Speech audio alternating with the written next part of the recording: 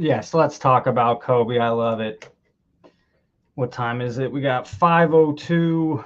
What's up? Let's go, Sven. Welcome back, Port Moody. Yeah, felt like a Kobe episode. I saw a couple videos last night. Definitely want to get into today. All surrounding Kobe. So let's start it this way. The stuff that got me going a couple months ago over the summer is what Tracy McGrady said. It's what Gilbert Arenas said. Dwayne Wade said. They all came out. If Kobe was alive, they wouldn't be talking that way. And we're early on the stream. I'll save my words, but he would. That's crazy. That whole Charlie Kirk thing is crazy. I got out of work and read it.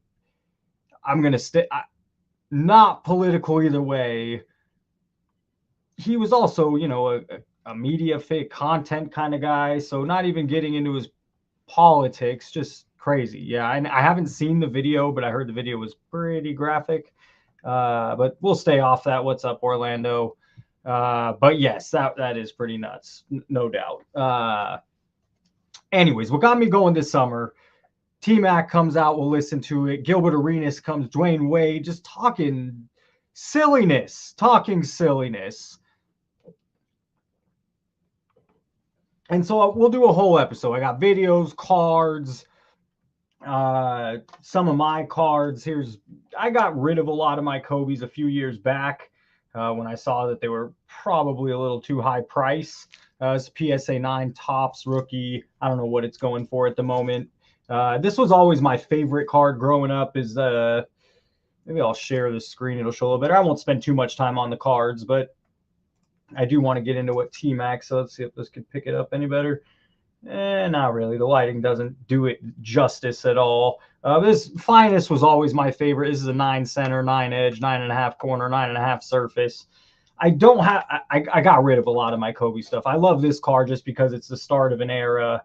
Shaq's on here, Cedric Ceballos, Kobe, Eddie Jones, and Nick Van Exel. I mean, I grew up on Eddie Jones and Nick Van Exel. Yeah, I couldn't.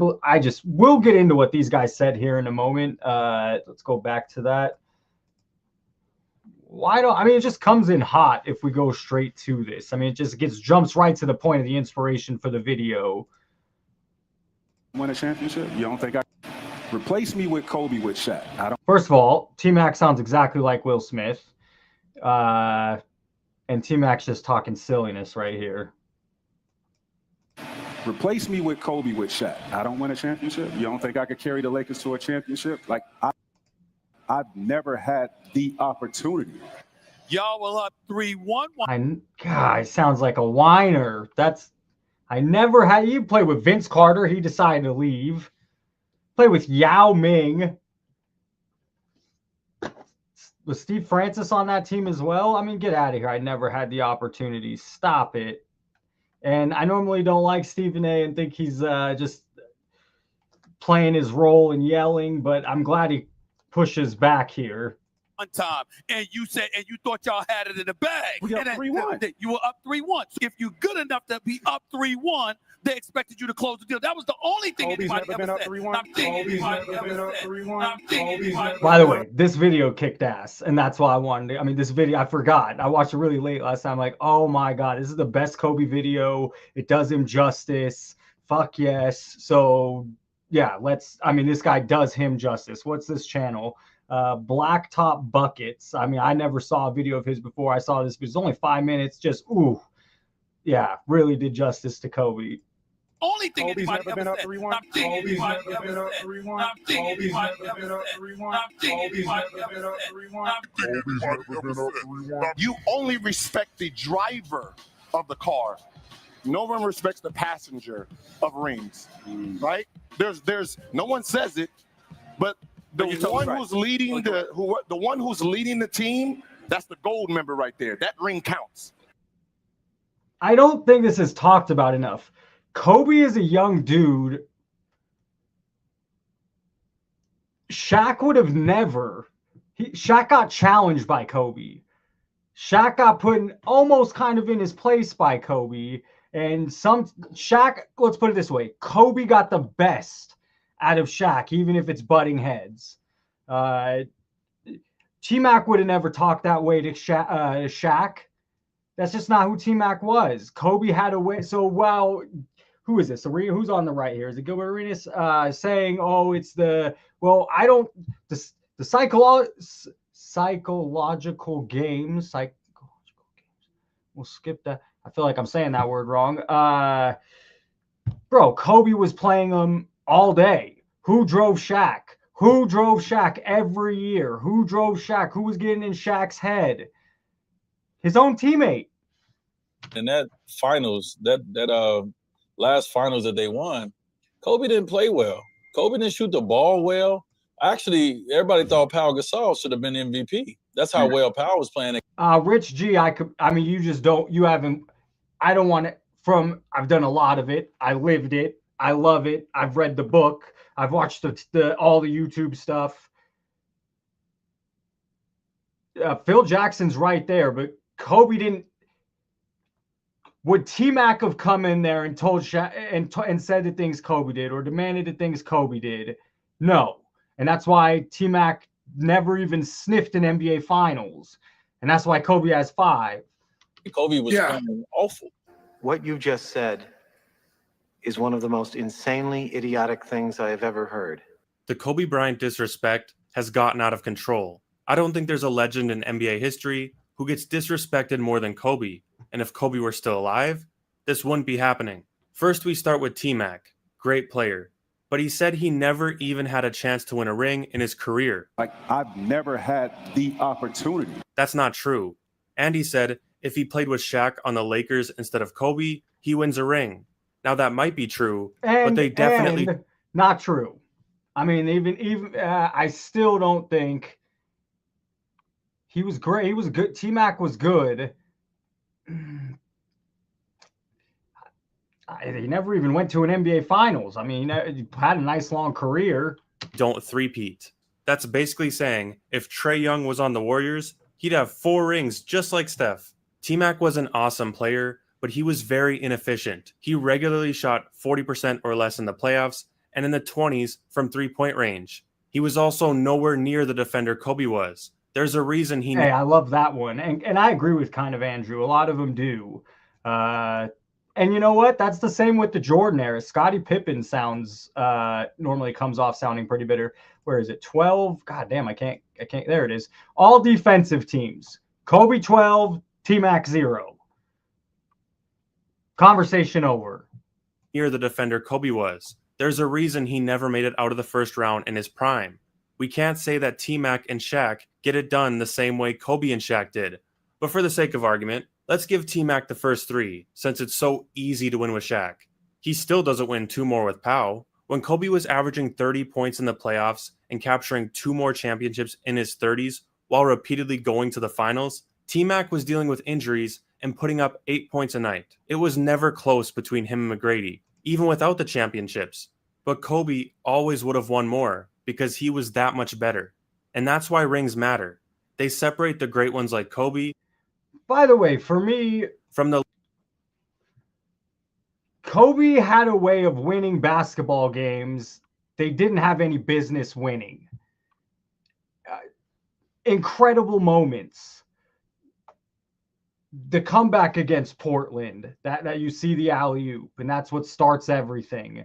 He had a way of hitting shots. Probably the best player, like best tough shot maker. Luka could hit some tough shots. There's other players too, but Kobe had no business hitting any of those shots, and they went in. And it's just, and not only that, he's a winner. He had that killer instinct. That I don't want to make this about Kobe, LeBron, but I think Jordan has the killer instinct. I think Curry has the killer instinct. You saw it in the Olympic game. Who not only hit the game-winning shot, but the biggest shots of that final minute or two? It was all Curry, with Durant on the floor, with LeBron on the floor. Curry made ridiculous shots. 5 NBA titles. So anyways, the way Kobe, and I'm born in LA, my family's Laker fans.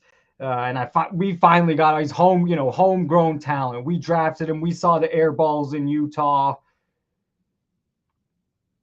he brought Shaq. It does take both of them, no doubt. Kobe's not winning 3 early titles in his career without Shaq, but on the flip side, Shaq hadn't won anything until Kobe and Phil. You cannot discount Phil Jackson, and Phil Jackson was part of the 6 with Chicago. And you know what? Jordan didn't win any before he got there as well. Now let's get back to this video. Lesser greats like T-Mac. All these ringless players like Tracy McGrady and Gilbert Arenas will try telling you championships don't matter so they can feel better about losing. They'll give you high. Hey, to the Texas Rangers PC, I'm a Raider fan. We haven't won a playoff game since 2002. I think we've only been to 2 or 3 playoff games. So I don't want to hit, and even the Lakers have been I'm not a LeBron guy, so it's been awkward the last 8 years. He's been a Laker 8 years now. Kobe's been retired for 9. We have not been the same. It has not been the same thing. The Buss family's no longer ownership. When Dr. Buss died, really changed everything. It's not the same organization. Now you can say that about Boston, except everything. Corporate money is coming in to buy these franchises, but there is a piece of that. Hey, my grandfather had season tickets in the 80s. Did I get to go to many of those games? No, but I have an attachment. Even before I was born, I was being born into Lakers. And I'll also say something else, blah, blah. I think sports doesn't give enough credit for how important it is. It really brings people together. It connects people. I was sick when I was young. I had nothing else to do but sit in a bed and connect to sports. And right now I got a buddy who's in his 50s on disability. And you know what his biggest connection with the world is? His Chicago Bears, his Chicago Cubs. So sports also has, it's an escape. It's a focus on something. It's a connection with others. Oh. Hypotheticals to try and convince you that they were just as good as Kobe, MJ, Magic, Bird. What was the ingredient of a Jordan? What was the ingredient of a Kobe? What was the ingredients of a Magic or a Bird? What was the ingredient of a T-Mac? Stop it. Get some help. When in reality, it's not even close. Now we get to D. Wade, who said Pau Gasol should have won Finals MVP in 2010 against the Boston Celtics. And that Finals, hey, he gets roasted right here with facts. Last Finals that they won, Kobe didn't play well. Kobe didn't shoot the ball well. Actually, everybody thought Pau Gasol should have been MVP. Yes, it's true. Kobe didn't shoot that well in Game 7. But for the series, he averaged 29 points, 8 rebounds, 4 assists with 2 steals. And in Game 5 of that series, he scored 23 straight points for the Lakers with D. Wade in attendance. Bryant from way downtown. Bang! Kobe Bryant again! And Dwayne Wade is saying that's a bad man, mama. Kobe was playing awful. Kobe was playing awful. That's a bad man, mama. Awful. How do you witness that in person and say Pau Gasol was the Finals MVP? Pau Gasol put up 18 a night, but what the numbers don't tell you is that Game 7 was a bloodbath. No one shot well in that game. Paul Pierce shot 5 of 15. Ray Allen was 3 of 13, and Mr. Finals MVP himself, Pau Gasol, went 6 for 16. It was a game centered around defense and will, not scoring.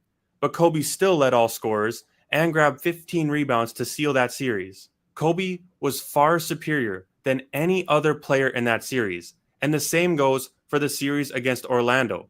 The Lakers were that great because Kobe was that great. I mean, this is obvious. It's of course, but a lot of people forget, or a lot of people don't say it, and then you got his silliness from T-Mac and Dwayne Wade. What they're saying, just silly. But D. Wade already knows that since he formed Miami's Big Three to stop That Kobe. was a great I'm final. not lying to you. I cut the TV off when I watched that shit, and I watched Kobe run and grab the ball and celebrate. I was like, LeBron. All right, bro. Kobe was winning all these rings. I was like, Oh, wait, God, hold that on. says Now it you all. got 5 and we got 1? Did Kobe ever call LeBron? Like, no. There was no super team. It was Kobe, decent star, and role players. He figured out how to play winning basketball while being the lead superstar for a team, and few were better at it once he did. But since we're playing hypotheticals, if it weren't for injuries and his role players declining, Kobe could have more championships and more finals MVP. I just want to make a point on that. When they brought, I actually gave the Lakers organization a lot of credit. Kobe's, they have a transition 2011, 2012, before he gets injured. They bring in Steve Nash and Dwight Howard. Okay, Dwight Howard, this was not that removed from his Orlando days. He should have been better. And Steve Nash immediately injures. I think he broke his arm. Could have been his leg. 90% sure it was his arm right away. And it just never transformed anything. And they never got to see the court all together, meshed together. But I thought that could have been fun, and it was a disaster. But that's how it goes. That's how his career kind of dwindled down. The games were close between the Mavericks and the Lakers in 2011 and the Thunder in 2012. But we live in reality, and reality says Kobe Bryant was the finals MVP in 2010 because he deserved it. Kobe Bryant has said it. I understand the rules. Like, Charles are great. Karl Malone's great. Patrick Ewing's great. D Wade's great. T-Mac's great. Not at the table with Magic, Bird, LeBron, Kobe. It's levels to this shit. Spoken by a legend. So anyway, I really like that video. This is 50 seconds. Just to rub it, just to make sure. D-Wade. Fried shrimp. Oh, fried shrimp. Melted cheese. Fried mayonnaise, shrimp. Ketchup. All on a roll. The work beef between Shaq and Kobe Part 2. Big dog, little dog. Fried shrimp. Grilled shrimp. No, I'm not going to do that. Artest looking, gets it to Bryant. Hey, by the way, who's on as number 3? D Wade. Fourth quarter, 1 second left. Gets it to Bryant. Bryant dribbling, has to put it up for the buzzer. Banks it in! He banks in the 3! Luckiest shot ever. Kobe Bryant hitting the game win on me. What can I say? I just hit a lucky shot. One-legged, fading away, off the top of the key. It was such a Kobe moment. And this is a Kobe moment. That's why I said 10 minutes ago, 5 minutes ago, he won games they shouldn't have won. Whether it was with his defense, a shot, more often a shot, a pass. In the case to Ron Artest versus the Celtics that series, he passed the ball. Kobe passed me the ball. That's just a huge moment. I love Ron Artest's whole escapade after winning. Hilarious, fun, as if you or I won an NBA title. Look at Dwayne Wade's face here. Ooh-wee, is he sour. Kobe's better than Dwayne Wade. And it's a significant gap. Significant gap. Banks in the 3! Bryant dribbling, has to put it up for the buzzer. Banks it in! He banks in the 3! Luckiest shot ever. Kobe Bryant hitting the game win on me. What can I say? I just hit a lucky shot. One-legged, fading away, off the top of the key. It was such a Kobe moment. I actually couldn't be that mad because I looked down and said, that's Kobe. Kobe! We actually shot behind the scenes of them telling you that. In the back. In the back. Yeah, in the back. Yeah. You said, I was going to be mad at you, then I realized. I realized it was him. I looked, I was like, oh, that's Kobe. You know what I mean? I was hot, though, if it was anybody else. You see the laugh or cry. I don't know what's funny to do. I'm going to laugh. Hey, man, the only person I'm like, look, anybody else out to tow that locker room up. Jordan had that weird thing about having to win, just almost insane on anything. Kobe wasn't that way. Kobe was just basketball that way. Jordan had it with golf, poker. Jordan just needed to win. We saw in The Last Dance. Kobe, similar, but it only came to basketball that way. Where I would make an argument LeBron cares more about his stats and making sure the stats put him in another realm versus winning one more last championship. Easy for me to say sitting here and not lifting weights and taking the HGH and putting your body through it. So sure, easy for me to say. But at this point, I don't know. I do like the Luka DeAndre Ayton thing. We'll see. What else? I had a little more here. Kobe's 2, Kobe's 3. Okay, here's what Matt Barnes had to say to these idiots. Matt Barnes is a real one. No, I also think I want to also say something else that I just don't go by it. My bad. I think Hold a up. lot. Let's find the start of Matt Barnes. About Bean right now. Yeah, like all of a man. sudden, it's what they I could don't have like. done. I don't And like the. Bean I don't like and- the injury around the energy around it. Yeah, And, man. I saw you made a post, man, and it kind of took off, man. What's your feeling on that? I just don't like because none of this weird talk was going on while he was here. And Yeah, because it's all BS. I mean, he would have been. It's not. Ooh, they could get away with it right now. Oh my God, it's such BS. Also think I want to also say something else. Like, I work for ESPN. I work for Fox. Some of these big machines. When you have people talking about the greatness of players, it's not that I don't respect it. I just don't go by it. And I think a lot of former players don't go by it. You got to listen to what your peers are talking about. It's crazy how when you look at ESPN, Kobe's always on the outside of 10. But when you talk to, there's plenty of clips on YouTube when you're talking to some of the guys that went to war before or after or with them, like, yeah, Kobe's 2, Kobe's 3, Kobe's top 5. So my whole thing too is don't listen to, there's so many athletes. And again, I'm not saying don't listen to the people outside, because there's some very qualified people, but when it comes to like legacy and greatness in a sport, like I would tend to lean towards the players, because you see it day in and day out and know what it takes to lace them up every single day and play through what he played through and do what he did. So I say all that. How many ex-players talk about Dwayne Wade in the same way they talk about Kobe? And Dwayne Wade's really like the next, I mean, Vince Carter's not there. A great player, not on as good as, didn't have the winning side of it down as Dwayne Wade. T-Mac didn't have the winning side of it down. Duncan's another legend that's kind of forgotten, kind of not talked about. During the time Kobe was around, it was whoever came out of the West, Lakers or Spurs, there was a good chance they were winning the NBA Finals. What, they each have 5? From 2000 to 2014, something like that. So within a 14-year, am I getting that wrong? I don't think I am. Kobe had 5. Duncan had 5. We checked last time. I wanted to shortchange him. It was 4. And I'm pretty sure the Spurs won their last in 14, somewhere around there. So yeah, in a 14, 15-year window, it was Spurs or Lakers.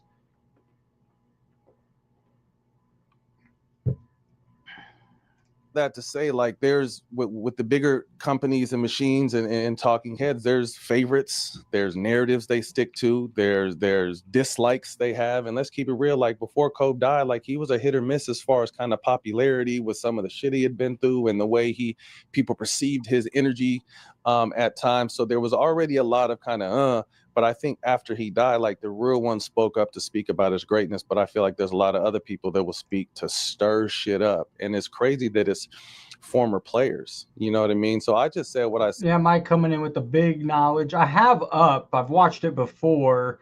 We're not going to watch this right now. Maybe towards the end of the show if we're looking for some stuff. But this is I just watched this on Roy Halladay the other day. Really good one on Roy Halladay. Title's a little deceiving.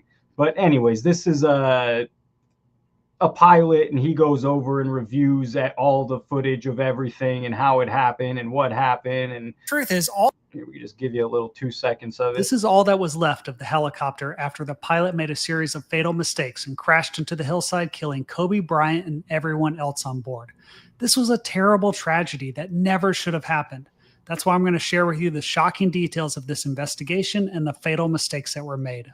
I'm Hoover, and welcome to your pilot debrief. Anyways, this guy makes cool videos on helicopter. Normally, I guess Roy Halladay was flying a small plane. He ends up crashing it, doing some, just being a little daredevil a little bit. But I guess he had some substance abuse problems, alcohol. Maybe he was, some things were found in his system afterwards. He doesn't share that till the end of the video, but apparently some photos of the body were circulated by responders. I think I remember hearing that, but I think that got shut down pretty quick. What does Wade do now? Yeah, who the hell knows? Growing up in Italy, when I first moved over there, it was, I didn't speak Italian. I didn't have any friends. I had the game of basketball, and through sport and playing soccer, I was able to make friends and build connections. But it was a lot of time spent alone.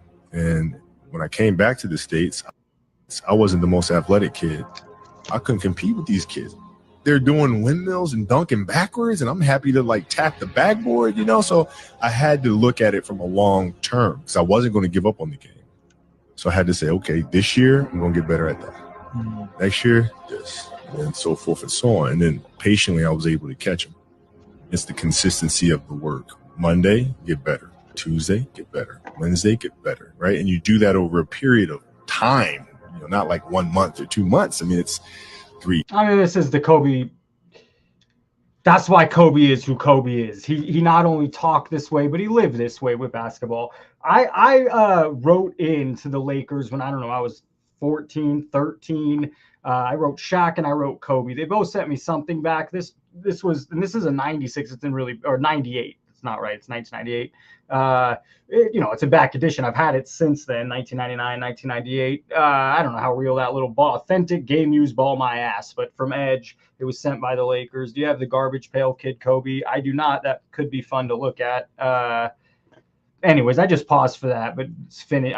I think, yeah. 4, 5, 6, 7, 8, 9, 10 years, and then you get to where you want to go.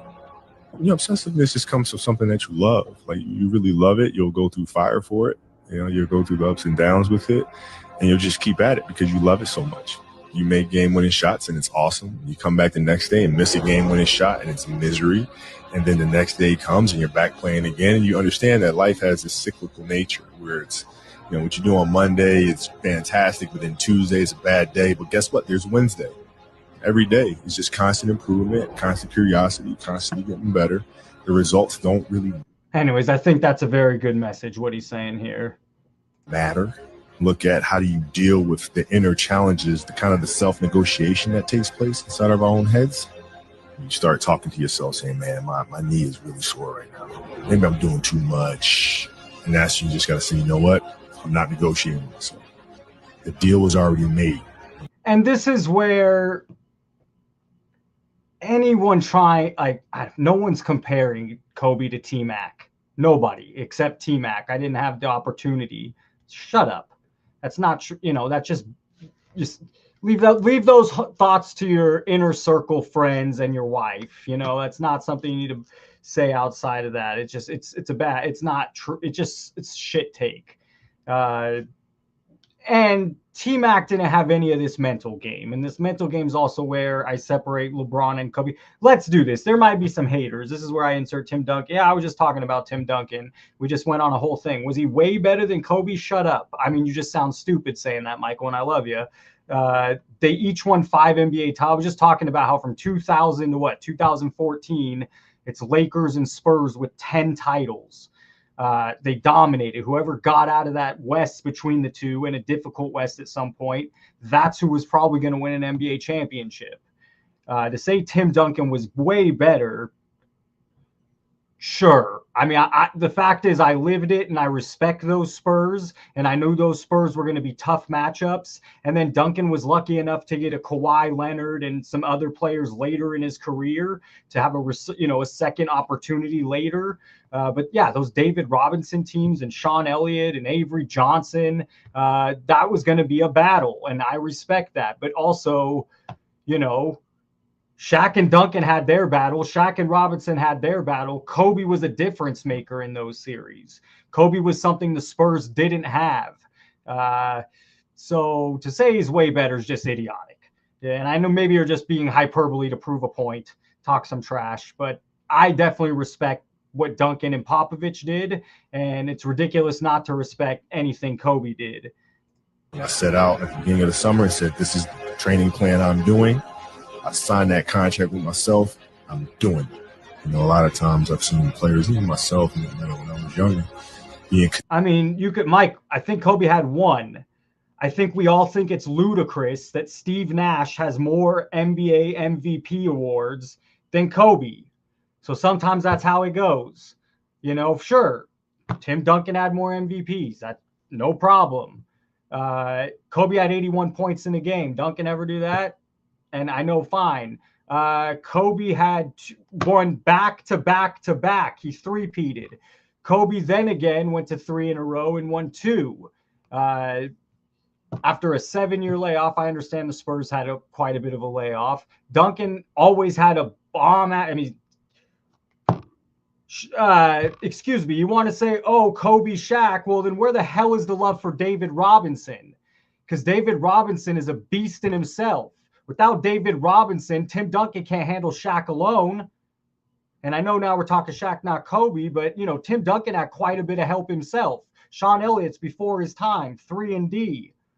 And then he gets Kawhi, who happens to be just Kawhi is top 5 of the last decade when healthy, maybe the best defender of the last 25 years. Humble, didn't need the ball. So, you know, I think Duncan is a great talent. The thing I admire about Duncan is because he led by example and listened to Popovich and did all the bullshit. His whole team had to follow along. Tim Duncan keeps his head down. He worked hard.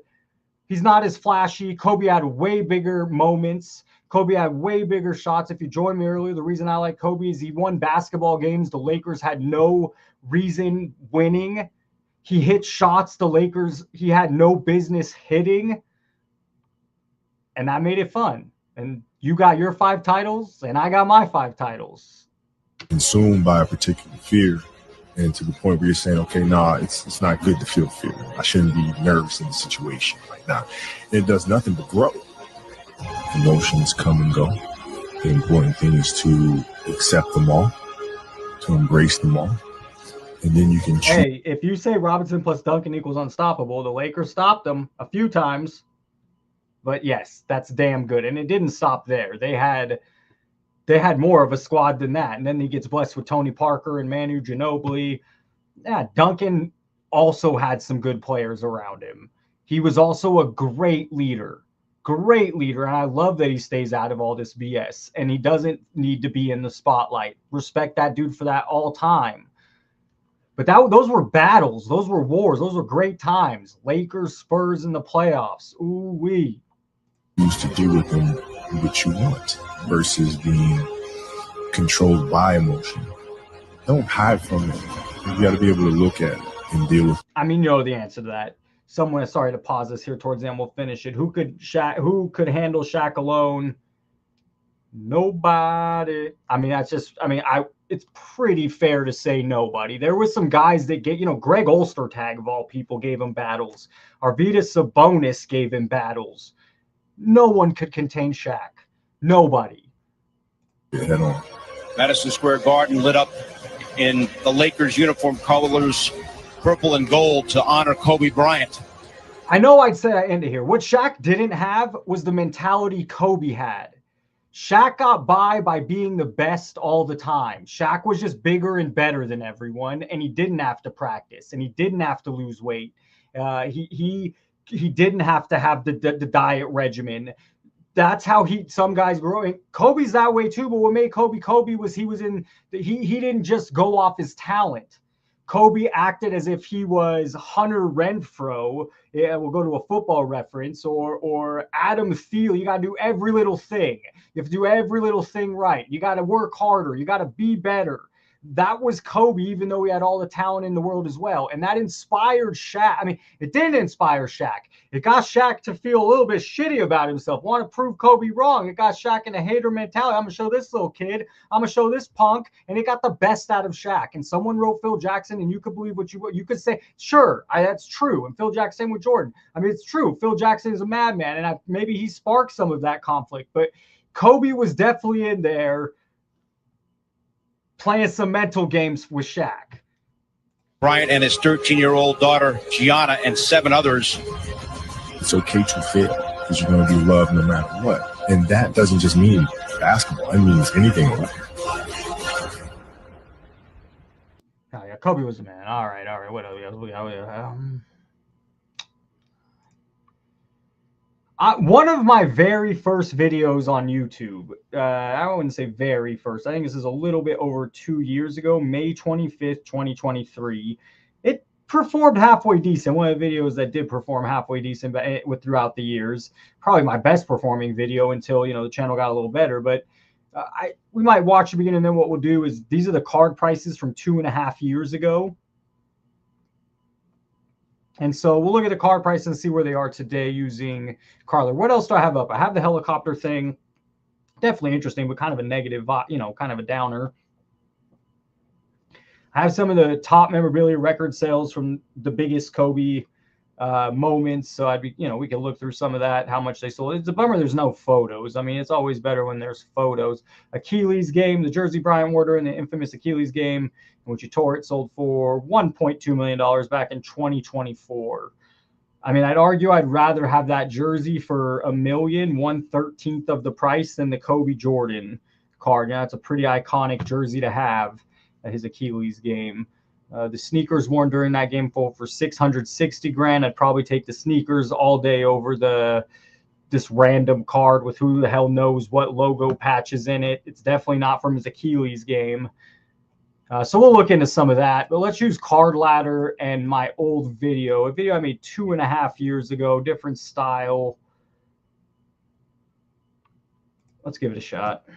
My name is Jason. I go by Professor Sports Cards. Today we're looking at Kobe Bryant and every single rookie card he's ever had. Through the process, we'll also take a look at the prices and the pop count of all 16 rookie cards and parallels.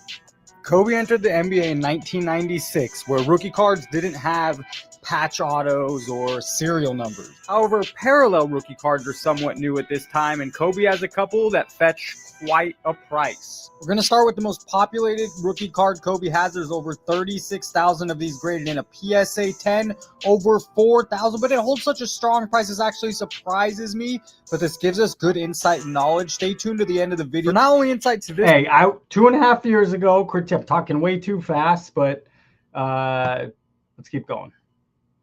Card, but it's a deeper look into the entire card market. Before we move on, you can see the PSA 10 is really flat. All right, so we have a PSA 10 Topps. This was 2.5 years ago, and it was selling for what? That looks around like between $800 to $1,000. And if we look at the PSA 10 today, what's it selling for? I have no idea. We'll see here. 1,053. So, that's still a flat chart.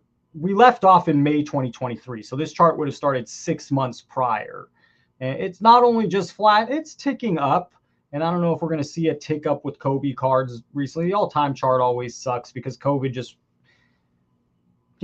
I wish there was a 3-year chart, a 4-year chart. We could start in 2022, but there's not. Just a 2-year chart. There's not even a 5-year chart that would do justice, but this chart always messes it up. But in August 2022, $1,000, June 24, 2023, $1,200. 2024, we see a $700 sale, $800 sale, $700. So slowly creeping back up to the price it was maybe 3 or 4 years ago. And if we compare it to the video price, I'd say it's slightly up from May of 2023. Flatline in the past 6 months, which is a good thing for the hobby. In the PSA 9, it sells for considerably less, about 90% less, at just over 100. Oh, let's see what a PSA 9 does. I mean, now look at there's 17,000 of them. I have one of them right here. And the fact that there's 17,000, that's why it's $130. If there was 1,700, maybe the card is worth a lot more. So it just sucks that they did this to base. I think, or at least for a lot of people that grew up like I did with cards, and just even if there was too many Kobe rookie cards, at least, well, I guess, I don't know, they did it a long time ago even. It's worse now than it was even then in 96. So this card's currently selling for $152. It's up $20 since May 2023. If we look at the chart, interesting. What is this? All time, but it starts in 2020. Asking for a 5-year chart, you say, and it happens. I've never seen this before. An all-time start 96. This is a 96. Yeah, interesting. So, yeah, December 2021, it's selling for $280, and it just continues to tank. And finally, you're looking at beginning of 2023 is when things really seem to flatten. January 2023. So that'd be 2.5 years ago, a little more than 2.5 years ago. And really, yeah, I mean, that's a healthy chart over the last 2.5 years. And currently it's sitting at what, 130, 150, very close to what it was. We look at a different sale recently, and that's what it is. So this card stayed about the same price over the last 2.5 years. What's the pop count now? It was 17,000. Then now you got to understand, some of these 9s get cracked to try to get a 10. So sometimes a little inflated, but Currently, it's at 21,000. So we've now seen all of a sudden 4,000 new Kobes. No, this is good insight. It's not all of a sudden people are just grading a 35, as a 30-year-old card, finding a bunch more in 9s. What's happened? The reason there was 17,000 2.5 years ago and it spiked 4,000 copies is because some people are cracking it trying to hit the 10, which sells for 10 times the amount. It has to be the case. Let's continue with the video. See what we go over next. $100, and there's just way too many of these at 17,000. Finally, we're going to look at the PSA 8, where there's just under 10,000 of them, and it's selling for about $72. And that's about the price that this card has been going for raw over the past 6 months. Here's a look at all 3 cards side by side, the PSA 10, 9, and 8. Anyone joining, this was a video I made back in May of 2023. One of my earlier videos, that got any traction. This card really does tell a story that's much bigger than itself, something that goes to the whole hobby. And again, stay tuned to the end of the video while we go over that. Bowman's Best is his next most populated rookie card. Here you see it has over 10,000, just slightly, copies graded. And while we're on it, I want to focus on, by this point in the hobby, the mid-90s and really the early 90s, getting a PSA 2 or 3 is just not common. Just like in today's market, you're expecting a 9 or a 10 with cards you send in. You can see here that a PSA 7, there's only 182 out of... Hey, well said, my old self. Well said. Of 10,000 copies. That's like, what, 1.8%. In a PSA 10, there are just over 1,500 copies, and it sells for just under 5. I'd be surprised if it's still that price. That seems high, but you see 1,500, not 17,000, and that's why it sells for more, even though it's not the tops or... Well, I guess that's the 10, and the PSA 10 Topps Chrome did sell for more. Let's see, what was this card? Sorry. The Bowman's Best. Let's see if that's even here. Sure is. In a 10. Oh, it's doubled almost in price in 2.5 years. So that low pop count, I don't know. I'm surprised to see it's doubled in price almost. 810, and it was 465. How does the last 2-year chart? Is this something new happening with Kobe, Jordan, and Griffey? It's pretty okay. That's a way that sale. These last 2 sales are ridiculous. It was selling for $479 August 2025, $426 July 2025, $500 July 2025, and for some reason,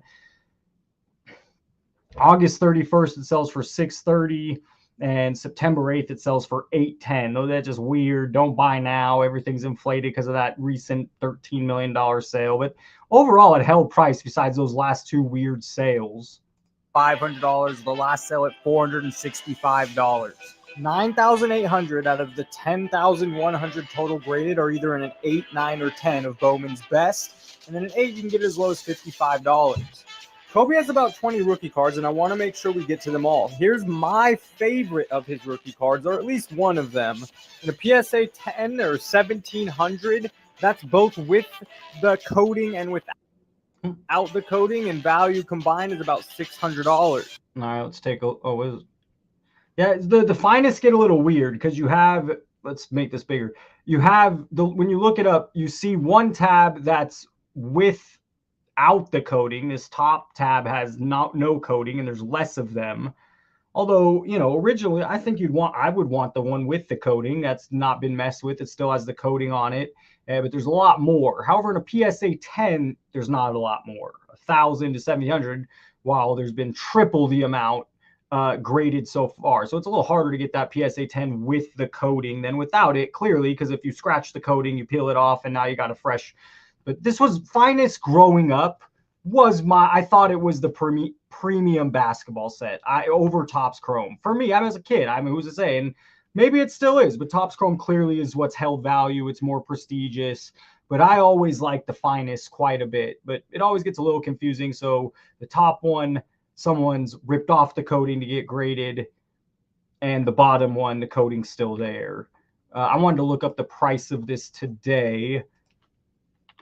This video we're looking at was 2.5 years ago, one of my first, and one of the only videos I got early on that got traction. And it's kind of an evergreen piece where people, even though the prices are old, people still, I still get random little views here and there. PSA 10, this is with plus without coating, bronze base. Why would make this so confusing? All right, so this is both. That's 1,700 and a PSA 10 with the coating. I don't know. And this is, oh, what's it selling for? 865. Is that a little bit spiked up since that? You know, that sale really did spike up some cards here. That $13 million sale, because as you see, in August, 549, 712 is the high, 600, 590, and all of a sudden after that sale, it peaked. There is a. Let's go to last 3 months. That'll really show this. Last 6 months. Maybe I'm wrong here. It didn't really show shit. No, that's not true. I mean, the levels here, there was one big sale for 900, but the level, I guess it's crossed 800, 810. But the previous sale was $550. Then you have the $13 million sale, and this card all of a sudden sells for 900. Then it goes down to 825 immediately, 813, 750. We have another big sale for 865. It'll probably trickle down again, but yeah, it had a short, you know, that big $13 million sale has a real short-term effect on some of the other stuff in the market. But yeah, 800, it was selling for 549, and 2.5 years ago, it was selling for 600. So right in the range there. That's both with the coating and without the coating, and value combined is about $600. Combined with coating and without coating, you can see there's almost 14,000 total of these graded. That is a lot of these cards. Of the close to 14,000 graded, you have 1,700 in a PSA 10. That's about 12%.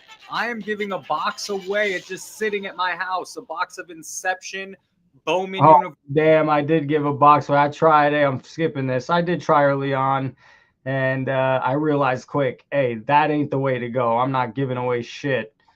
These base rookie cards, I think there's about 18 of them. I forgot about it. That's the only time I ever went and picked up a box. I'm like, hey, man, it's early in this. Everyone else, I didn't know any better. Not to defend myself, but you'll see none of that. You'll see none of that. If you look at the bottom right, those are all the cards with under a 500 pop count. You can see those cards. And just another pat on myself, to my old self. This is we have Topps Finest, Upper Deck 3, UD3, Bowman's Best, Upper Deck Collector's Choice. Way too many rookie cards. Way too many rookie cards. And then if you look at the pop count, damn, those bottom ones which sell for kind of the cheapest are very low in pop. I'd be curious if that's even right. Let's go check that out. Fleer, let's see if my old, let's fact check my old self.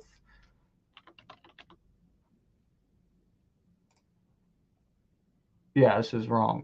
Or I'm looking at wrong, or did I misunderstand? There's 2,500 just in a 9. Maybe I'm just looking at a 10. Oh yeah, 416 in a 10. All right, so we're just looking at 10s here, maybe. For I don't know. Where's the Fleer? Fleer 337. Generally, hold on. Very easily. Oh yeah, grade PSA 10. So we're just looking at 10s here. Okay, so if we're just looking at 10s, metal Fleer, it's what, Fresh Foundation, I believe. There's only 138. Now this is 2.5 years ago. These cars have a few more 10s at this point. I like this chart. How the hell did I do this chart? This is very informative. So it's separated, you know, it's going from highest pop count to lowest pop count. I'd be very curious if something Card Ladder did or I did. This looks more like something I would have done. That's how nerdy I am, but yeah, I like this. So the highest is the Topps in 10, then Topps Finest. Where does Topps Chrome find itself? Did I not put it on the list here? It doesn't look like it's on the list. Yeah, there it is. Topps Chrome, 834, relatively low, and that's why it has a good sales price. It's nowhere near $6,000, right? The Topps Chrome was not $6,000. What was a Topps Chrome?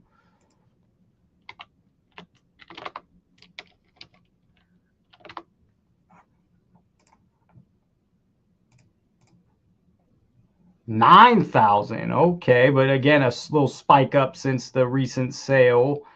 But yeah, no, it still had a $10,000 sale way before that, July 7th. It wasn't craziness. I mean, here in May, it's a $5,000 card. What the hell happened between May and July to make it a $10,000 card?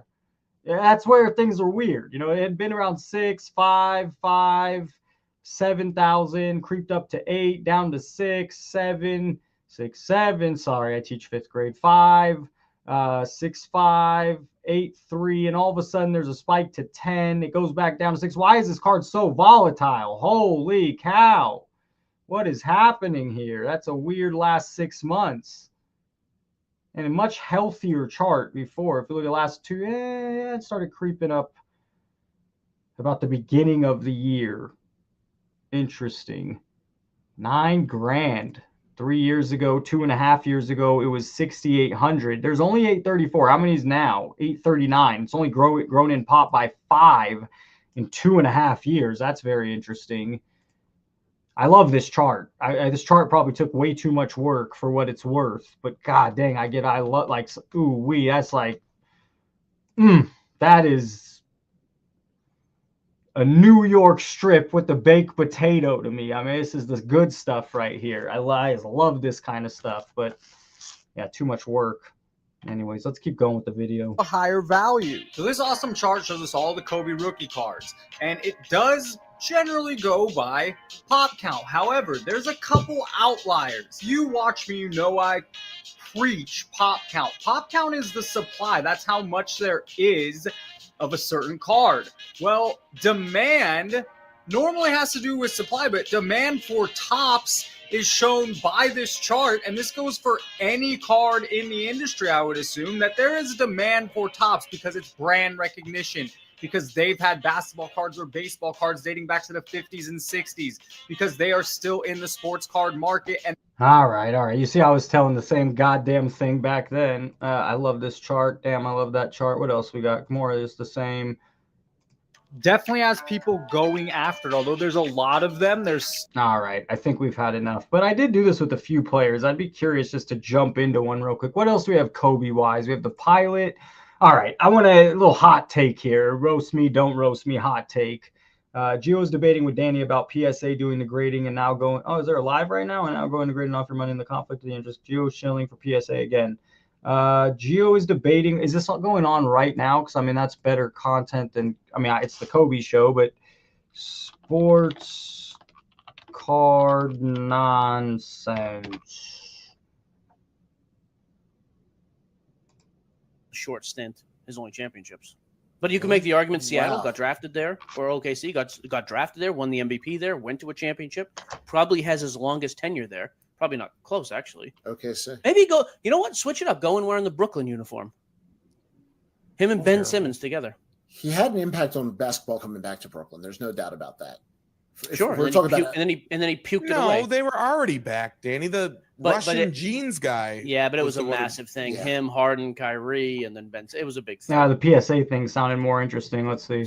Hey, you're gonna run any giveaways? And I would have. Okay, if you're a dealer, well, let's break it down. If you're a collector, go to the National. It's all cards. Go nuts. If you're a sports fan who kind of cares about cards a little bit ish, go to Fanatics. Yeah, I agree. I enjoyed the National. I would go again. It is a lot of cards. There is a section of it that's not for me, as Chris Sewell was saying, but there's still a lot of it that is really neat. You know, you don't find those Batman cards I bought at every show. I went to Front Row Card Show. I'm going to have that. I go to Las Vegas Card Show. They don't have that. So there's just a lot at those shows, a lot of very eclectic and deep. I mean, just eclectic and a lot of stuff. There's a ton of shout out on Terry's new Twitter handle. Yeah, I don't want to do this, but I was curious about, you said they were arguing about the PSA. Don't play to just show up in the fourth quarter. Are they still live? Let's see if this is like live.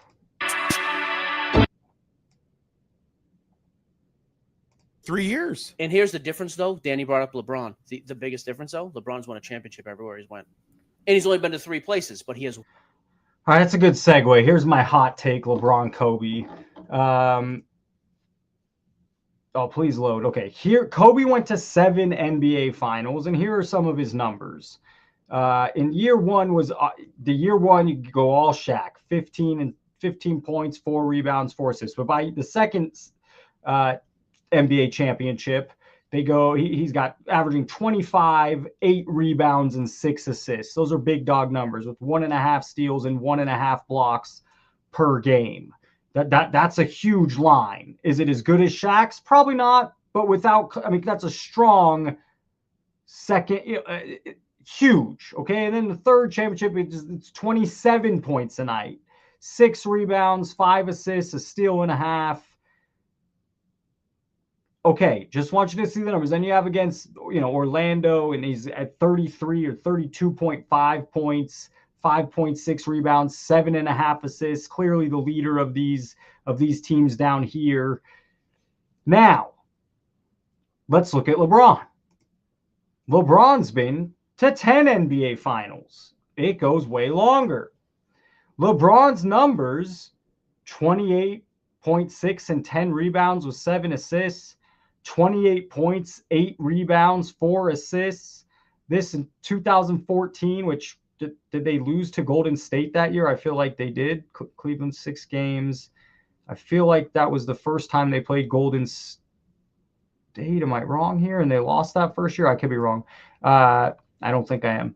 He averaged, is that 36 points? 36 points a night, 13 rebounds, and 9 assists in a losing effort, though. And so my point is, if you saw these numbers, and 7 is nothing to slouch at going to 7 NBA Finals, and you saw these numbers, who would you expect to have more NBA Finals rings? Kobe's a winner. LeBron's a stat guy. Kobe demanded from his team. LeBron leaned on his team. That's it. You would, by looking at, he went to 10 and these numbers, and he only went to 7, which is still extremely great, and his numbers are not quite as inflated. Why? Because Kobe's a winner. Kobe all that mattered to Kobe was the win. He was a ball hog. He did take bad shots, but that clearly had some success doing it. You can make the same argument for Jordan. So sure, hot take. Really shows that, yes, LeBron's numbers are ridiculous. 34 points per game, 33 in the NBA Finals, 30. But his finals record was 4-6. Kobe's finals record was 5-2. Kobe's numbers not as gaudy, but Kobe was the winner, the killer. Demanded of his team. I liked what I said there. LeBron leaned on his team. Kobe demanded of his team. You could say that maybe that's a hot take. That's a hot take.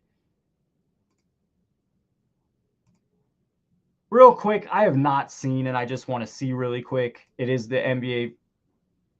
Excuse me. I'm in the semifinals of my fantasy baseball league. I want to see how Paul Skeens pitched. I have 2 pitchers going today. I had a guy coming off the oh, God damn it. They pitched terrible. I'm out. Let's see. Oh, no. Skeens pitched great. 5 innings. Didn't get a quality start. 8 strikeouts. 0 ERA. Almost a 0 whip, and an infinite K to walk. Just didn't give me a quality start. This guy, Italian, just came off the DL today.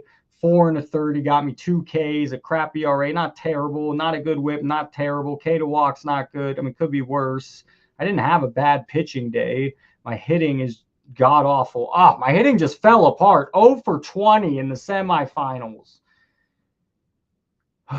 Shohei hasn't batted yet. Stanton's not doing nothing. Wyatt Langford's not doing nothing. George Springer's been ranked what? 12th all season. He's the 12th best player in baseball fantasy, and he has been garbage this week. Ketel Marte, 0 for 3. Ketel Marte, no slouch. 57th best player in baseball this season. The team just fell apart here the first 3 days, and now I'm down 0-12. How bad does it look? I'm down 6 runs, 1 homer, 8 RBIs, 1 stolen base. My God, for today's Wednesday. Monday, Tuesday, Wednesday, I'm batting 104 in the semifinals. Just talk about not showing up. I mean, when you get crushed, you get crushed. I'd rather lose this way than on some ridiculousness at the end. But I'm not even showing up. Pitching's not half bad. 1 save, it didn't go in after Wednesday. He's already got 3. Jesus, he just dominated his 27 innings of pitching. 33 strikeouts in those 27 innings. I have 17. Both our ERAs, but his ERA is crazy after 27 innings. Our whips are both ridiculously good. Our K to walks are both. He had some stud pitching early on. He's also first place in the regular season. Anyways, it looks like I'm out of the fantasy baseball playoffs. We'll see, but that's not good news. We went over this. We went over that. What's here? Bob, I think the thing to watch here earlier, Reggie Miller told. Okay, I wanted to point out one thing early. All the Kobe stuff. Let me see. This is Reggie Miller guarding him. Kobe Bryant, this is their first championship. So Kobe came in the league at what? 18, 17? This is 2000, so maybe he's 21. Reggie Miller is a grizzled vet. He took Reggie Miller to school. Here, right here. Let's see. Let's rewind. Bob, I think the thing to watch here earlier, what? That's what stood out to me when I saw these highlights was, oh man, he's got like the vet of vet. Miller's on Bryant. Kobe to the baseline. Here's his turnaround. I mean, he's 21 years old in the NBA Finals right there. He did not shy away from the moment. And that's Reggie Miller guarding him. And Reggie Miller, at this point of his career, he's been in the league 13, 14 years. A little bit dirty, can trash talk, can get in your head. O'Neal jumbles it, recovers. Not only hits the basket, but as you were saying, Doug, once he's in that deep. So Kobe, a great scorer, also great pass. Very good pass. A little dangerous. It worked. Kobe! Indiana is not a team. 21 years old. The other argument, LeBron, it took a while. It took a while. He's not, I mean, he had an early NBA Finals against the Spurs, and I think they got swept. God, these are fun highlights. I mean, this is 2000. This is 25 years ago. I haven't seen some of it. We haven't seen some of this in 20-something years. Ooh-wee. By the way, go buy my rookie card. Robert Horry nailed that video. Talk about a nail, a pass. My God. And he's 21 years old going up against Reggie Miller. Get that out of here. Did he block Reggie Miller? Was that a block against Reggie? For the Pacer perimeter guys, when he gets in there, the back line steps up. He lays it off, and it's a layup or a dunk. Jackson. And Mark Jackson, who's shorter, but still Kobe. Kobe Bryant against Jalen Rose. Fun times. Fun times. Let me go a little over an hour. Check the chat real quick. I have some cards next to me we could go through real quick.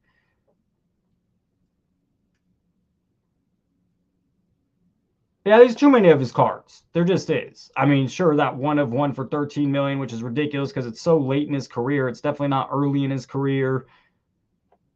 They're just rewriting history. Does Kevin Love make the Hall? You know, the Basketball Hall of Fame is kind of easy to get into. They consider your college career. They consider other things. He had a good, I would say Kevin Love will make the Hall of Fame. Anybody else? I say Kevin Love does get in the Hall. You are right, Hall of Very Good. He is Hall of Very Good, but let's do a quick look up. But I also think he had his time at UCLA counts. It's the Basketball Hall of Fame baseball cards.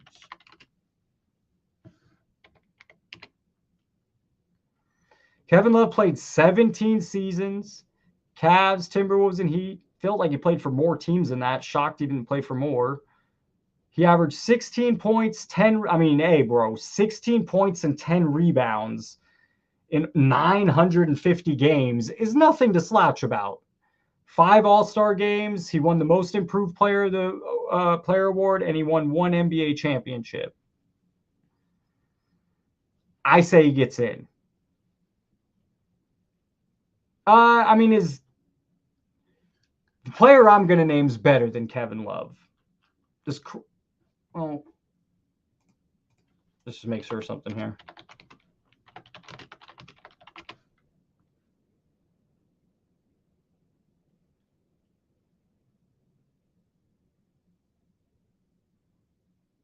How did he get enshrined in 2021? He's been retired that long into the Naismith Memorial Basketball Hall of Fame. Is that a different Hall of Fame? I think that sounds like it's right.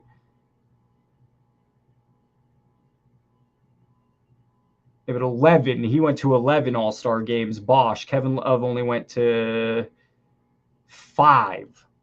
That's an interesting question. I'm going to say because also his time at UCLA, he gets in. What were we watching? Oh, the Pacers. Yeah, that's kind of all I had with Kobe videos. We go more into his cards. I'm going to show some. I'll spend 2 minutes showing some of the stuff in my box. I have a Laker auto collection. Some of you might have seen it before. It's been a while since I've shown it, but here, let's just go rummage through some of it. We'll start with the Cedric Ceballos. I mean, at some point I spent $4 or $5 on most of this. And it runs pretty deep. Jared Dudley had a small stint with us. I think he was on the COVID championship team. Kareem Hunt never amounted to what he should. The lighting doesn't do this stuff. Well, maybe if I get it real close, that helps. Anyways, we'll go through a few players. Who else we got here? Devin George. He was on all 3 of those championship teams, the back-to-back-to-back. And he played a role in those teams. There's another guy that played a big role in some NBA championships, Kurt Rambis. I have not bought any of these. This was a 4 or 5. This was a COVID project. Buying some of these for cheap, buying the $5-10 Vlade. Who else we got here? Sasha, another kind of role player to NBA championship, back-to-back championships. One of my 2 favorite players growing up prior to Kobe was Eddie Jones and Nick Van Exel. My childhood Lakers. There's an Eddie auto. I think I have his. Do I have his rookie? I don't know. Rick Fox, kind of a little bit of a career after basketball. Not picking up the best. I think Brian Cook would have been a better basketball player. His talents fit more today's NBA style. He has size, great, really good three-point shooter. I think he was before his time. It didn't translate as well back then. I like Danny Green. I thought, Danny Green was pivotal in the Toronto championship. Comes to LA, he wins the COVID championship. LeBron's such a lead. The GM is a terrible GM. Let me go on a little rant. The Lakers in 2020 go on the COVID championship. Okay. So 2021, what happens is Anthony Davis gets hurt. A couple other guys get hurt. And LeBron wants to blow it up. LeBron wants to get flashy and bring in Russell Westbrook. So they don't pay Alex Caruso. Idiot. They get rid of Kuzma. Kuzma's fine as a 4th, 5th, 3rd scorer. Let him come off the bench. There's another guy they lost, Danny Green. Soon after that, they lose KCP. So LeBron should have stayed with that core. It's not like they didn't go deep into playoffs because they sucked. Anthony Davis was hurt. They were hurt. Anthony Davis is always hurt is the argument, but damn, I got to sit back. They shouldn't have blown that team up. They should have let that young core stay together. You see what Caruso's done. Caruso's good in Chicago. He's a pivotal piece that just won a championship in Oklahoma. LeBron messed that up. They should have stayed with that nucleus. Danny Green, KCP. Who did I just miss? Kuzma, give or take. I still think is a 4th or 5th scoring option. Caruso's the big loss for sure. I mean, without a doubt. Danny Green, too. Danny Green was a good shooter. Great, really good three-point shooter. What the hell were we doing prior to that?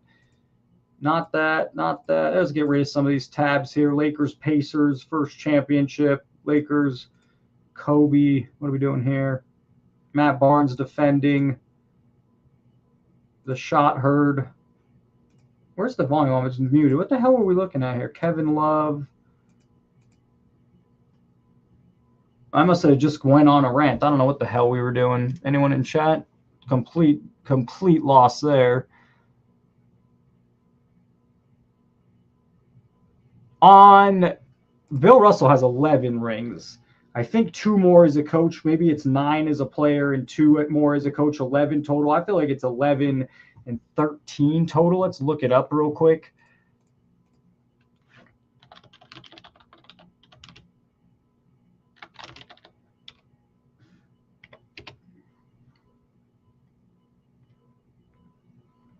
$11-time NBA champion. I felt like there was more as a coach. Maybe that's a couple as a coach / player. Yes, Bill Russell won an NBA record, 11 NBA champion. Oh, you can't see this. My bad. Hold up. Oh, I was going over the cards. No duh. Bill Russell won an NBA record 11 championships with the Boston Celtics, though he did not receive 11 physical rings to wear. Instead, they gave him other gifts like watches, TVs, and the famous image of him with 11 rings as a composite with him. All right, who knows?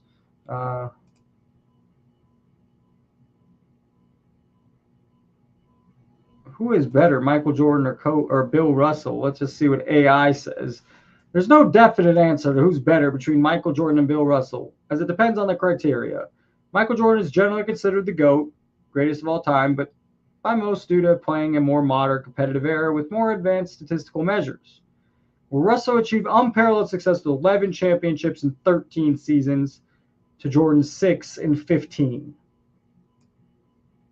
Clearly, I mean, Jordan probably the better player. I mean, clearly, probably, who knows, slippery slope, who the hell knows? Let's just go over a few more cards, and then what are we going to do after that? Is anybody live right now? You said Gio was live. Is there any good, juicy content out right now? We could roam really quick. Oh, we got the boys here. Let's go check in on them. All right.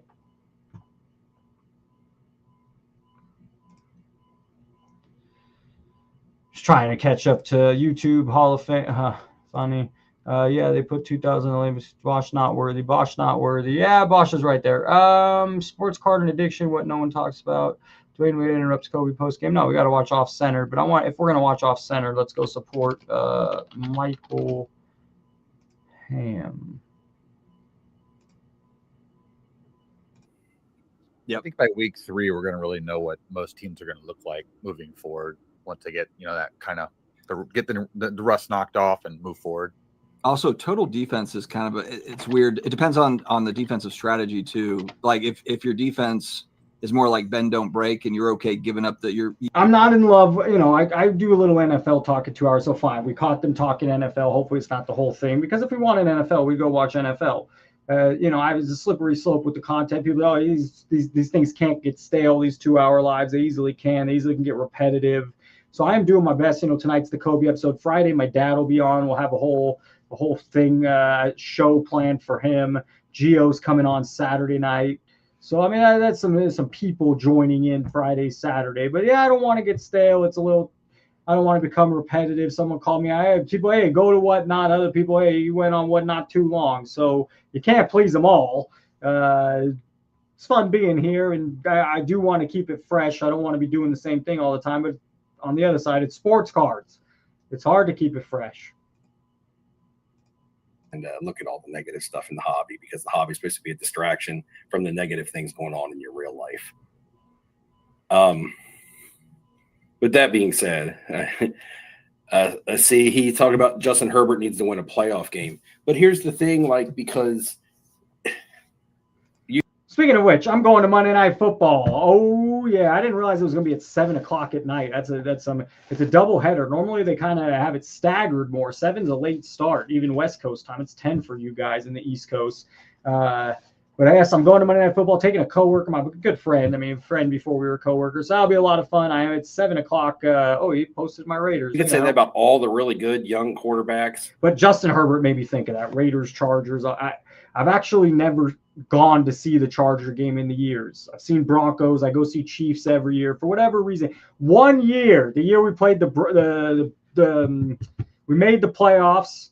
Lose to the Bengals. That year it came down to us beating the Chargers the last game and a bunch of other crap having to happen. And I sold it because the ticket sold for a decent price, and I didn't think everything was going to fall our way. Ends up being a great game against the Chargers. We beat the Chargers. Everything falls our way. We had a good game against the Bengals. Derek Carr in the red zone, last minute, chance to win it or tie it. I can't remember. Of course, they don't score. That's all you need to know about Derek Carr. But I am going to Miami Football. That'll be fun. Raiders, Chargers. My biggest hope is, hey, Chargers are flying all the way back from Brazil in a weird week. And we went all the way to New England. But Brazil's a little bit more of a travel. But all the really good young quarterbacks, most of them are in the AFC. So not all of them are going to get to win playoff games. When you start rattling off the top 5 to 10 quarterbacks in the league, Burrow, Josh Allen, Mahomes, Lamar Jackson. That's really probably the top 4, and all 4 in the AFC. Majority of them are in the AFC. You have Jaden Daniels now in the NFC. and Jalen Hurts. But we talk about mad respect to Jalen Hurts. I didn't believe much in Jalen Hurts at the beginning. I think you crowned people too early. You did that with Giannis, and then Giannis had an amazing NBA Finals run, 50-piece. I give him the credit, but I feel like some people crown Jalen Hurts too early. Then he went to Super Bowl, loses, and after I heard him talk, after that whole phone incident where on his phone his screensaver was the confetti coming down as they lost the Super Bowl to the Chiefs, damn man, that's Kobe-esque. I mean, that says a lot about Jalen Hurts. So I don't find it a mistake. He's a leader and they won a Super Bowl. But at first I thought he was crowned a little early. About the hobby darling guys are all AFC players, just suck. They're not saying the Dolphins came out. Too much football talk. I mean, I'm already going over too much football, but anybody else what else is going on in the YouTube card space? Sports card addiction, Kobe Bryant's legacy's under attack. We got Run Good Life. Okay. Run Good Life hit me up just yesterday, I believe. And yeah, either by the end of September or early October. He said, so, he's explaining what's going on. He's got a lot going on, but we won't get into that. If he wants to get into that, he can get into that. But anyways, we are going to have a conversation eventually, and that'll be released. I think that'll be a fun conversation. It should be by the end of September. He said it could creep into early October. I'm not rushing the guy, but yeah, that'll be fun to have he said I can push, I can ask the tough questions. And I will, because I'm curious. 26/49. If somebody can comp me, that is a very nice patch in there. He was an Iowa State guy? Okay. So Colfax is very familiar with him then. If somebody can give me a comp on an RPA of Jaden Higgins from this year's order. Whatever it is now, it's going to be worth 95% less in 6 months. Looking forward to it at WrestlePalooza. Well, it's got to be AJ Lee's first match in 10 years, right? Mixed tag match. Way better patch on a 49 than I know that patch is way nicer than. Yeah, I'm a Becky Lynch. Becky Lynch and Seth Rollins, two of my favorite wrestlers. I do love CM Punk too, and AJ Lee came in good, but hard not to root for my boy Seth and Becky. They copped out making it. Hopefully they keep this extended. They copped out making it a tag team between the four of them. We want Seth Rollins versus CM Punk. We want AJ Lee versus Becky Lynch, and hopefully they give us that and run it out. But that's really the two big matches. And Seth Rollins currently the heavyweight champion, so that makes it the championship. Try for CM Punk. So lame and boring. But anyways, that's my wrestling take. Let's go back to Run Good Life real quick. What's he ripping here? Origins, garbage. Does the next break have any of those young gun pitchers with the Mets? We're about to find out. Ooh, wow, this pack is very thick. Very thick. You get one. God, I hate this stuff.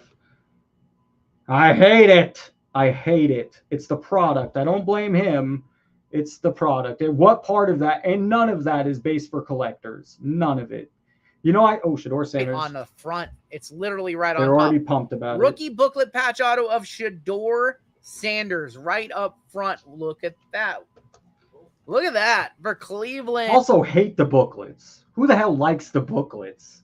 Booklets suck. Super annoying. I like the art on the card fine. It looks like it's on card auto. Hate booklets. Card Shador Sanders just sitting on the top of the pack. Couldn't even hide it. I thought there would be a base card on top. Boom. Oh, man. Boom. Kenny Epic Powers talking about Bynum was one of the biggest disappointments. I think he got all that. I think he got a lot out of Bynum. I also think he turned out. Bynum's come out and defend himself recently. Saying he did work hard, saying this and that. And so, I think Kobe's a tough teammate to please. And I think Kobe had to do what he had to do, and it probably pushed Bynum to the edge. But he did get what he had to get out of Bynum. I went to a Kings-Laker game in Sacramento, regular season. Bynum was the only other player, big guy I saw do this live. I mean, Shaq, of course. Joel Embiid just had a dominant game. I went live. Bynum just looked like the best guy on the court versus the Kings when I went. I mean, he was definitely talented. Oh, wrong button. Jared. Hey, who's going to have a huge year? I'm calling it now. Marvin Harrison Jr. I know he had a good week one, but he was already touted. I mean, the dude's a great receiver. Now, the problem is Kyler Murray gets worse as the year goes. I find him and Dak Prescott both, their style by week 10, week 12, week 15, they've gotten worse. But I do like Marvin Harrison Jr. a lot this year. I waited an entire year for this PC card. My worst deal ever. How I got scammed for 5,000. That's Pokemon. You see, it did 43,000 views. I don't know organic or not. Pokemon just does better. Secret behind McDonald's success. View a 101 star Jordan Bulls bag gets slammed.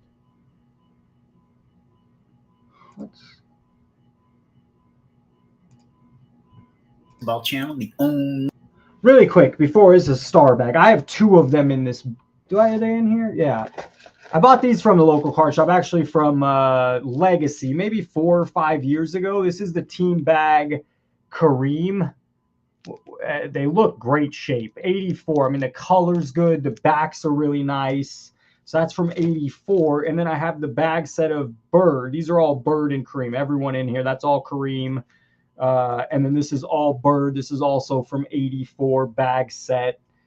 I think he wanted 100 each. Maybe I left spend 180, getting a little discount. But those bag sets are really cool. I did see some of it at the National, a little pricey. Maybe they've gone up in price, probably overpriced the prices I saw.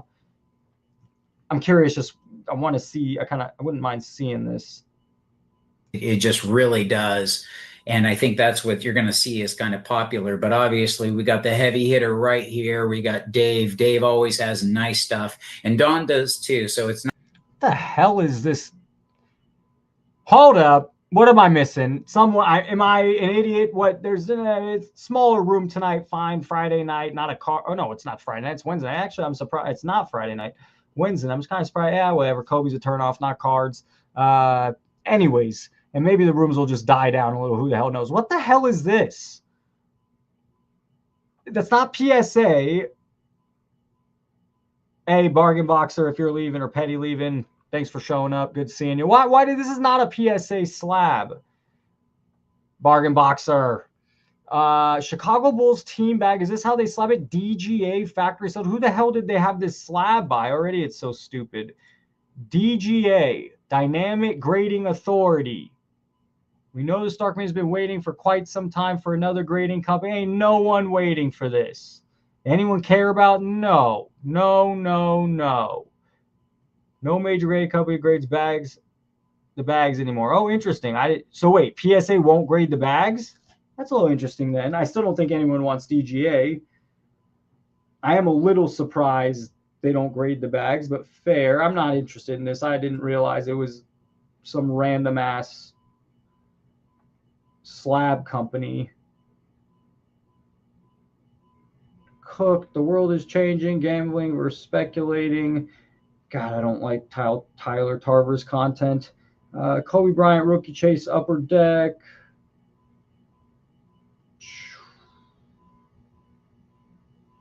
Anything else I saw I wanted to share with you guys? Not much. I think we might cut this thing here in the next 5-10 minutes. I'm just not sure. We need to have a conversation about the fact that the hobby is not healthy for some. Breaking, ripping packs incessantly. Some people get addicted. Some people take it many steps too far.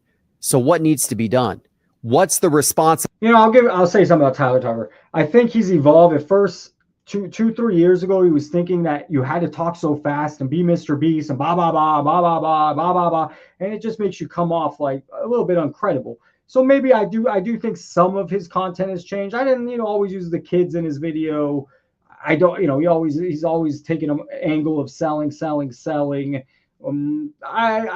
left a bad taste in my mouth when I first found him. I think his content has evolved. We all get smarter and learn. I haven't watched a lot of his stuff, but I'm overall not a big fan. Let's see what Jeff has to say, and we'll jump to that. Also, if he's showing up here, that probably means, he's throwing a little bit of money out to have YouTube promote the video, which you can do. I show up here sometimes, but that's all organic for me. Maybe it's organic for him. Responsibility upon breakers, upon card shop owners, upon platform operators to help collectors who maybe are taking things beyond where they should. Well, there's one group that has started and set out to help. It's Collectors MD. Hey, I'm happy. Collectors MD's reached out to me. He wants to do well for the hobby. He wants to help people that have addiction. So good for him getting them on. And their founder, Alex Efron, is coming on the show. Welcome to the show. You are on a mission, a self-described. It's just Jeff's delivery is so off. Is it just, I mean, Jeff's delivery is really, no, I know, Collector, that's why I decided not to really pursue it much. But yeah, Collector MD. But I do think Collector MD's at least has a good message.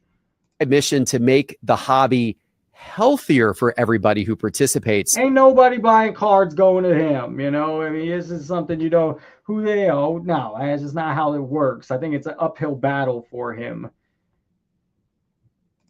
What up, Chicken Nuggets? Tyler here with... Nah, dude, what up, Chicken Nuggets? I mean, bro, I'm 40 years old.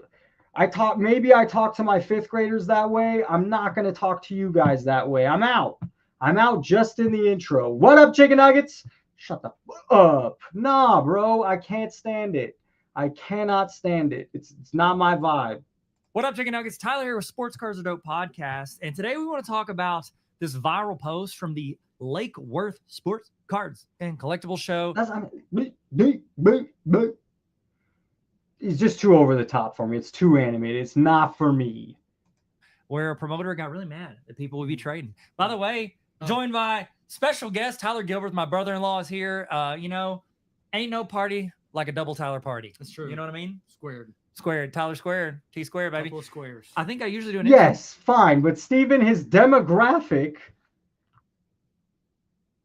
I mean, is not the young sons. And maybe that's how it is. But his demographic is you and me.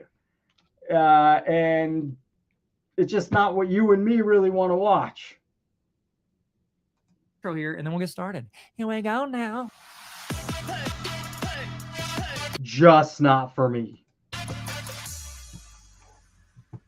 All right, so if you don't have any context for this, I'm going to read it, but if it's okay with message, here we go. It seems that a lot of people do not run the... You got what he has to do, what this guy has to do, if he has such a big problem with this, he's got to find a solution to this problem. He can't... All right, I'm over it. I think when we can go to Instagram real quick. Any news from our card father?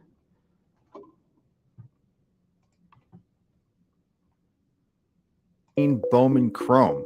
Food for thought, and I'm not sure if this sale is real, but the latest sale for a raw batting variation of a 2018 Shohei Ohtani Bowman Chrome autograph rookie card is $10,000. And a recent sale of the Shohei pitching variation. Hey, Andrew, whatever it is, you're right. I don't want to know, and maybe I'll look it up off camera. All right, fair. I agree. Don't call me a chicken nugget. Oh, for sure, dude. I mean, it's I don't understand why he thinks that's who his demographic is. He's just you know what? In fairness, he's probably just being himself, but it's not for me. Variation of that same 2018 Bowman Chrome rookie autograph is listed as a recent sale of $8,500. $8,580. Hey, by the way, yes, Crawford, Canelo, Saturday night. So I'm gonna go live Friday night with my dad. We'll definitely be talking about the fight. Some my dad's a huge fight guy. And, you know, he still watches a lot of the fights. He's in Palm Desert. You know, he'll go to the movie theater where you could pay, I don't know, $10, I think, and it shows the fight there. So he's got some other people there. I think he goes by himself. And the place is not hugely crowded. Sometimes depends the fight. But he'll be here Saturday. Friday night, we'll definitely talk about that. We'll get into some other things. Saturday, Gio will be on before the fight. So me and Gio will go for an hour or two. And then, hell yes, me and my dad, I'm definitely buying the fight. I am going to watch the fight. Okay, let's see if tickets went down at all. My dad, unfortunately, doesn't move great. So he wouldn't be able to go. And I'm not going to just ditch him. And also they're still going to be too high a price. They were $350 a couple days ago when we checked, and they currently are $327, down $30. I mean, you never know fight night, but I'm going to still get you the worst of the worst seats way up top. Who wants to pay $400 to sit way up here? Not me. I'd rather pay $100 or split it for $50 and watch it at the house and chill.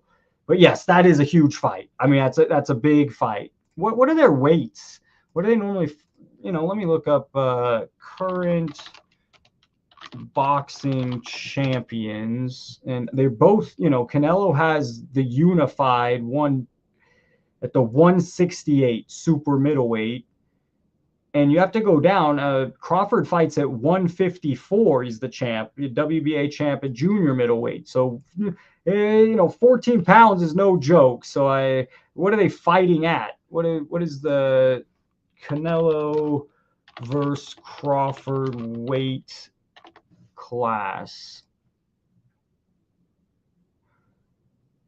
Canelo versus Crawford fight takes place in the super middleweight division with the weight limit set at 168. Canelo Alvarez holds the undisputed super middleweight world title. So Crawford is moving up 2 divisions. He's going from 154. He's skipping past 160. He's going all the way up to 168. So that favors Canelo. Crawford should be faster, but Canelo should have quite a bit of size. Yeah, he's moving up 2 weight classes from 154.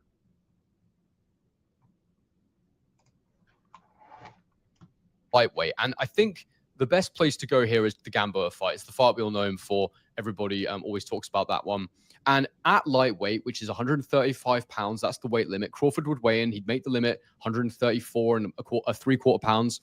For the Gamboa fight was what he weighed in. Now that's when he's young. That's not recently. That's prior. Now, for that fight, as I understand it, based on my research, he weighed at 152 pounds on fight night in the ring. Now, it's been 11 years since Crawford took on Gamboa, so he would have been around 26 years old at the time. And you'd sort of think... I didn't realize Crawford was 37.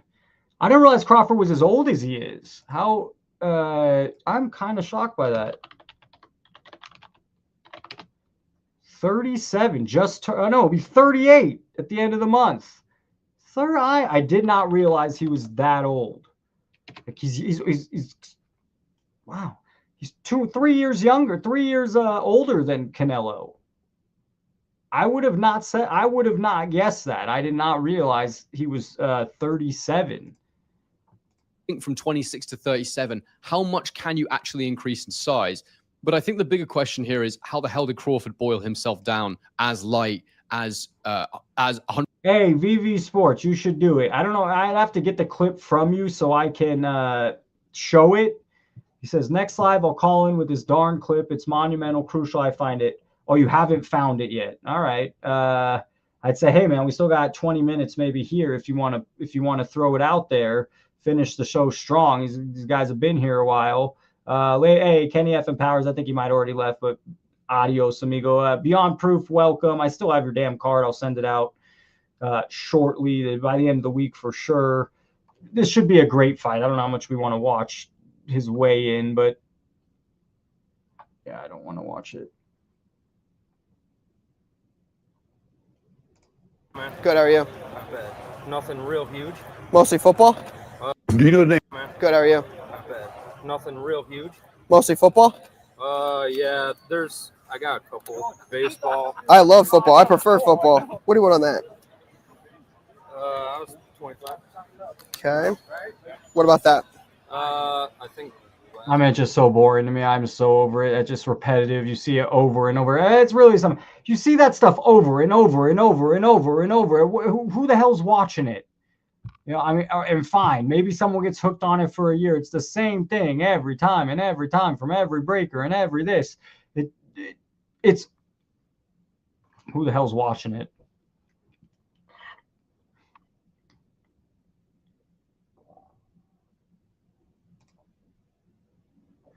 Kobe Bryant's 81-point game still scores with every collector's 19th anniversary. What do we got here? January 2025. What did it sell for?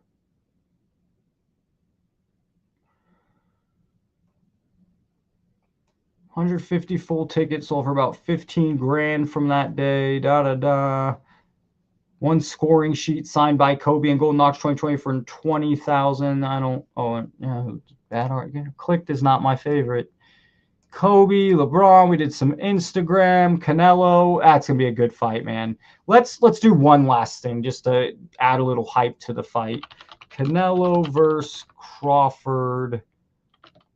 Let's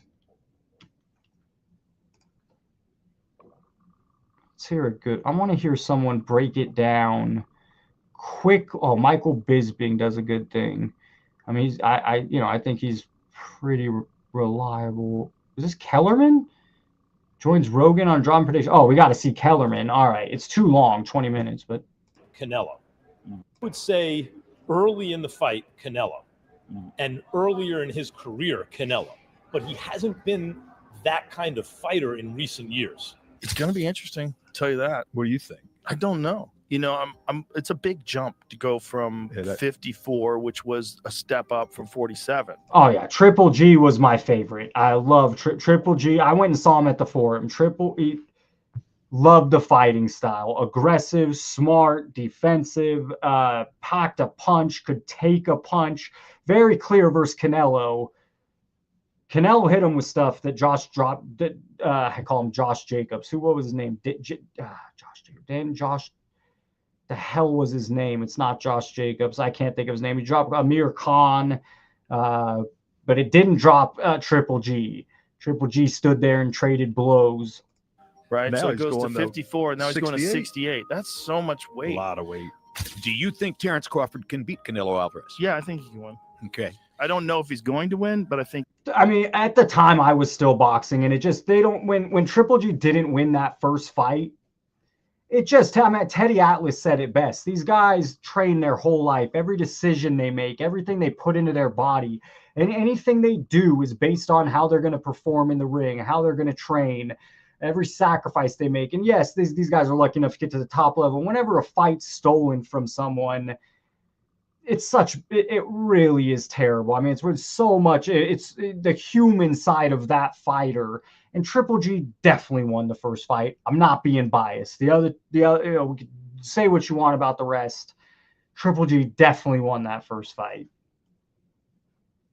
He can win. Max Kellerman has joined Joe Rogan to drop a shocking prediction for the super fight between Canelo Alvarez and Terrence Crawford. Kellerman shocked fans with a prediction that cuts against the grain of mainstream opinion. I also think Crawford could win. I'm kind of, it's not like Canelo. I think Crawford might pull an upset here. Matter of fact, what are the betting odds? That's a good one. Crawford. I think we're going to end up after this. We'll finish with the Crawford. Versus Canelo odds. Current boxing odds, Canelo's minus 170 to minus 180 is a slight favorite. Crawford, you're only getting plus 135 to plus 144. You think it's minus 180. You're getting a little more with Crawford. It doesn't seem like good value. Though odds slightly vary by sports leagues, odds indicate Canelo is expected to win, with the bettors needing to wager around 170, 180 to win 100, while a $100 bet on Crawford returns 135. The lines reflect Canelo's status as undisputed super middleweight. He's also the younger man. This Kellerman thing is just too long. I wish we could get to the prediction without it being 20 minutes. Known for his sharp analysis and ability to spot patterns others miss, the veteran commentator laid out why he believes this matchup could redefine both fighters' legacies and possibly crown a new pound-for-pound king. Kellerman broke down what makes this showdown so intriguing, pointing to Canelo's unmatched power and wealth of experience against the very best in the sport. Yet, he quickly shifted focus to an angle that stunned many listeners: Crawford's adaptability and ring IQ. According to Kellerman, while Canelo has dominated in recent years, it is Crawford's ability to adjust mid-fight and systematically dismantle opponents that could give him the decisive edge. Definitely. Okay, so then a little bit of this and that between Canelo and Crawford. I'll give you a list of attributes, and then tell me who do you feel is best in that attribute. First attribute, best jab. Crawford. Best defense. Crawford. Nowadays, Crawford. Hey, Farmers Load, have a good night, man. We'll be back Friday with Pop, Saturday with Gio. I would say early in the fight, Canelo. And earlier in his career, Canelo. But he hasn't been that kind of fighter in recent years. Although Crawford is also hittable. With any fighter, when you talk about their defense, the question is not, can they be hit with a shot? You take punches. Everyone, the greatest defensive fighters ever get hit. Pernell Whitaker, Willie Pep, Floyd Mayweather, they all get hit. Hey, Reef, have a good night. I'm going to get out of here in a few minutes. I'm curious what Max has to say. And then I'll be back Friday with Pops. We'll have a show for him. And Saturday with Gio, we'll have a show for him. Thanks for stopping in, guys. I'll be out of here in 5-10 minutes. Question is, can you hit him with combinations? And both guys are hard to hit. With the two-piece, hard to hit. So who has the best footwork out of the two? In terms of cutting off the ring, last fight notwithstanding, Canelo has gotten much better at cutting off the ring. But, early in his career, he had a problem with that and was much more comfortable counterpunching. But overall, I have to say Crawford. If you go down the list and ask me about tactical advantages, most of them are Crawford. What Canelo has is size, and as a result, physical strength and punching power. Canelo also has a great chin. But in terms of if you want to go skill for skill, especially the recent version of Canelo, who's had to turn into a seek and destroy guy, who had to learn as his career went on to cut off the ring and not just follow guys around. All right. It's Teddy Atlas. This is a short, and then we'll get out of here. Maybe he's a little overrated. Terrence Crawford versus Canelo Alvarez at 168 pounds. Canelo's really good. But I think Crawford is special. I know he hasn't fought the resume everyone wants, but you have that or you don't have that ingredient. I think he has it. Canelo's really good. He's tremendous. But could he be a tiny bit overrated? The greatness is within Crawford. It's in his desire. It's in his mind. It's in his makeup, where he came from. I know he's moving up in weight class. Can he carry it? But those intangibles, I believe that he has them. Maybe he's a little overrated. All right, guys, later. Steve, I think we'll end there. I think it should be a good fight. It should be a really good fight. A little surprised Crawford's the older fighter by 3 years. But that'll be Saturday night, late Saturday night, that fight will happen. Friday night at 5, I'll be on with my dad. Saturday night, I think it's 6 o'clock, a little bit later, coming on with Gio. Thanks for stopping by, guys. Have a great night. Go Raiders.